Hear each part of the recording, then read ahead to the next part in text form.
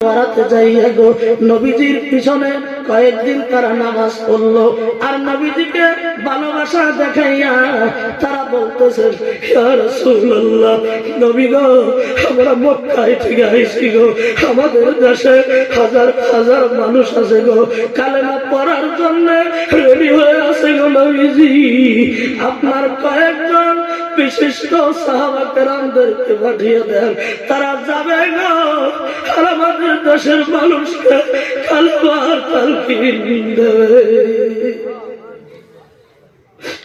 হুজুর আমার বুঝতেই পারেন না,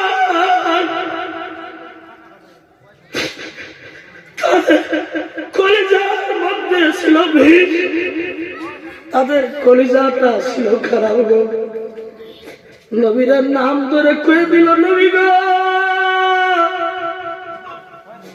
আপনার আদরের সাহাবী, ভালো কারি, ভালো কোরআন জানে, ভালো ওয়াজ করা পারে, হযরতে খুবাইব বিন আলী, হযরতে আসিম বিন সাবিতকে পাঠিয়ে দেন। আমার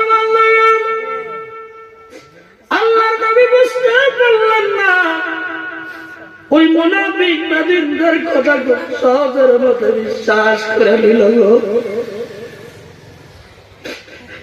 মদিনাতুল মুনাওয়ারার মসজিদে নববীর মধ্যে সাহাবীরা নামাজ পড়তে আসছে, বাড়িতে বইলাও আসে নাই যে আমরা আর বাড়িতে ফিরবো না গো।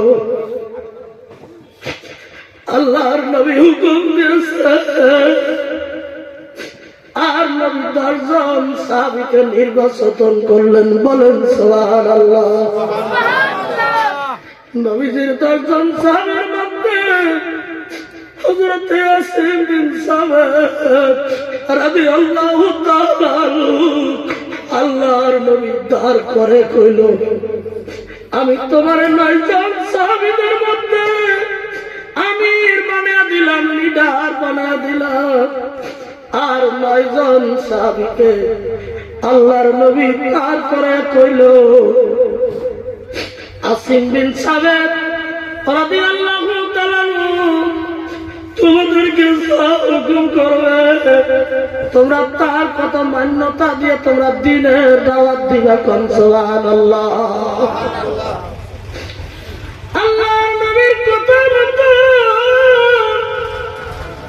এই মদিনাতুল মুনাওয়ারার মসজিদে নববীর মধ্য থেকে আল্লাহর নবীর ভালোবাসা 10 জন সাহাবী মক্কার দিকে রওনা হয়ে গেছে শুধু তাবলীগের কাজ করার